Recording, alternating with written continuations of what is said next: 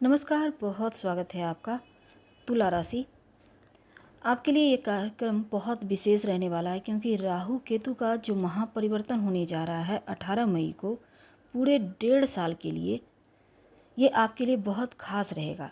देखिए, राहु और केतु 1.5 साल के बाद राशि परिवर्तन कर रहे हैं और एक राशि में वो 1.5 सालों तक रहते हैं। अब तुला राशि के लिए आने वाला 1.5 साल कैसा होगा, राहु केतु के नज़रिए से बहुत विस्तार से समझेंगे क्योंकि राहु आपके 5वें घर में आएंगे और केतु 11वें भाव में, और ये प्रेडिक्शन चंद्र राशि पर आधारित है। अगर आप जन्म कुंडली का विश्लेषण करवाना चाहते हैं तो व्हाट्सएप नंबर पर बेशक मैसेज कर सकते हैं। राहु और केतु को अगर हम समझें तो क्या है, राहु केतु छाया ग्रह हैं। आधुनिक दुनिया में जो एआई है, जो संचार है, इसके कारक भी राहु ही हैं। व्यक्ति पर जैसे कि टेक्नोलॉजी का प्रभाव जो है दुनिया पर जैसे जैसे बढ़ रहा है, तो राहु का प्रभाव भी बढ़ रहा है, राहु का आधिपत्य बढ़ रहा है क्योंकि टेक्नोलॉजी यानी शॉर्टकट के तरीके से काम करना, आगे बढ़ना, ये राहु है। राहु केतु का यहाँ बहुत अहम भूमिका होती है।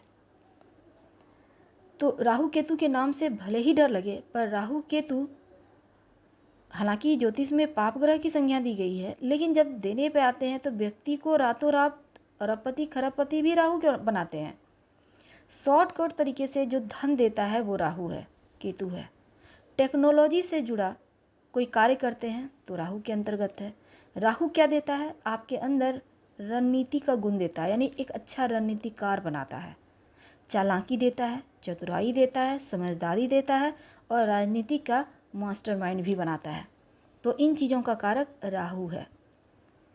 अगर आपकी कुंडली में राहु अच्छे स्थान पे है तो बहुत अच्छा है, लेकिन अब हम समझ रहे हैं, चूँकि राहु के बारे में हमने कहा कि व्यक्ति को रातों रात स्टार बना सकता है, अरबपति खरबपति बना सकता है। आप मेहनत करेंगे धीरे धीरे। अब शनिदेव क्या है, मेहनत का फल देते हैं, लेकिन राहु क्या है, दिमाग का फल देता है। आप जितना ज़्यादा आप संचार से जुड़ेंगे, टेक्नोलॉजी से जुड़ेंगे, उतना जल्दी तेज़ी से लखपति, अरबपति, करोड़पति आपको राहु बनाएगा। भाग्य को एकदम से आसमान की ऊंचाइयां पर राहु ही पहुंचाता है। राहु आपसे शारीरिक परिश्रम नहीं कराएगा, मानसिक परिश्रम कराएगा। दिमाग से काम लेने वाला कोई ग्रह है तो वो राहु है। तो राहु केतु, अब शनिदेव तो 29 तारीख को परिवर्तन कर ही चुके हैं, 29 मार्च को। और रातों रात अगर राजा बनना है तो वीडियो के अंत तक बने रहिए।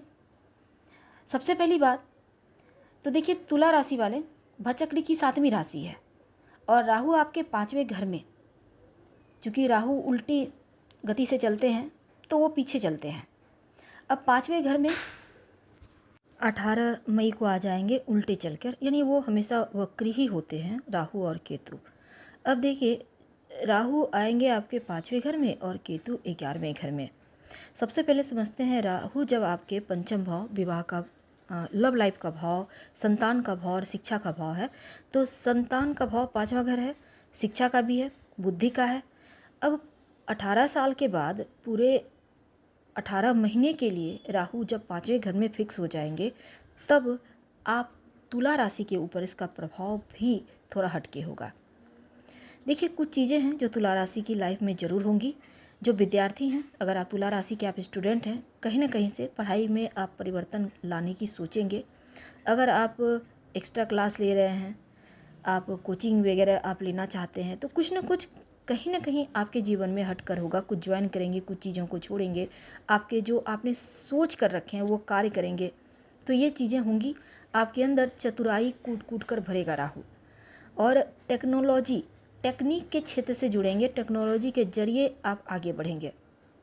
चूँकि 5वां घर बुद्धि का भी होता है, और अगर आपकी कुंडली में 5वें घर में राहु बैठा है तो मान कर चलिए आप बहुत सोचेंगे, आप बहुत बड़े बड़े सपने देखेंगे।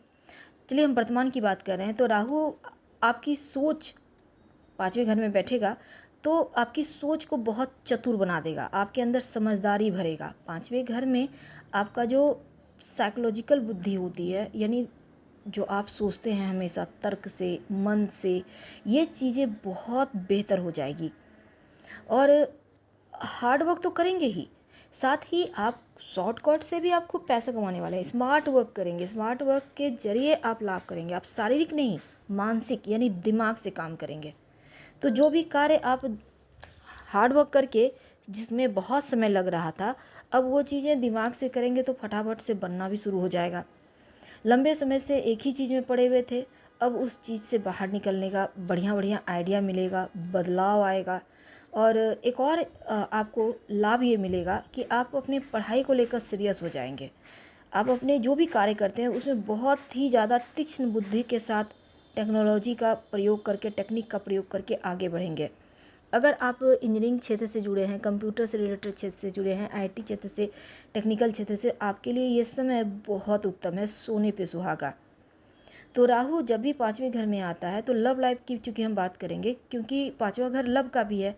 अब देखिए, राहु केतु क्या है? छाया ग्रह है। राहु भ्रम भी देता है, व्यक्ति को बेवजह चीज़ों में इन्वॉल्व कर देगा, पता भी नहीं चलेगा आप सोच कुछ और रहे हैं, हो कुछ और रहा है, एकदम से भ्रम वाला लाइफ आप जी ले रखते हैं। तो लव रिलेशनशिप में भ्रम की समस्या से बचना होगा। किसी भी तरह का मन में शंका है, किसी भी तरह का डाउट है, इसको क्लियर कीजिए। और रिश्तों में किसी भी तरह का विवाद ना हो, इसका ध्यान रखिएगा, खासकर 4-5 महीने। वैसे तो लव रिलेशनशिप में कितना भी आपका बेहतर खूबसूरत रिश्ता है, लेकिन यहाँ पर बातें बिगड़ सकती है। आपको ख्याल रखना है, रिश्तों को बेहतर बनाने में आपको ध्यान रखना है। और अगर आप जैसे एक्स्ट्रा मैरिटल अफेयर जैसी चीज़ों में भी आपको दे सकता है, यानी कि आप वैसे किसी एक से अगर आप लव रिलेशनशिप में हैं तो हो सकता है किसी और पे भी दिल आ जाए, कोई और भी अच्छा लगने लगे, तो ये चीज़ करवा कर अफेयर करवा कर आपको ब्रेकअप भी करवा देता है। तो ये चीज़ राहु करवाता है।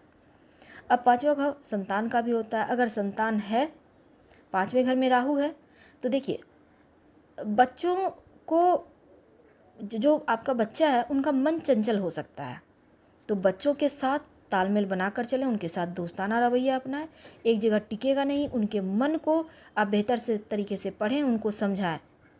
और बच्चे, हालांकि जो आपके बच्चे हैं वो मन मर्जी के मुताबिक काम करना चाहेंगे, ऐसे में आपको हर तरफ नज़रें बनाए रखना आवश्यक है।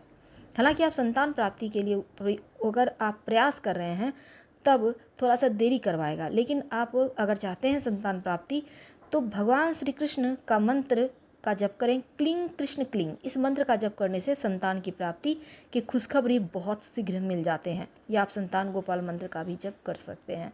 अब देखिए, राहु की दृष्टि आपके पहले 11वें पर पड़ेगी, तो ऐसे में क्या होगा, आप कोई भी काम करते हैं साइड इनकम के सोर्स बढ़ेंगे।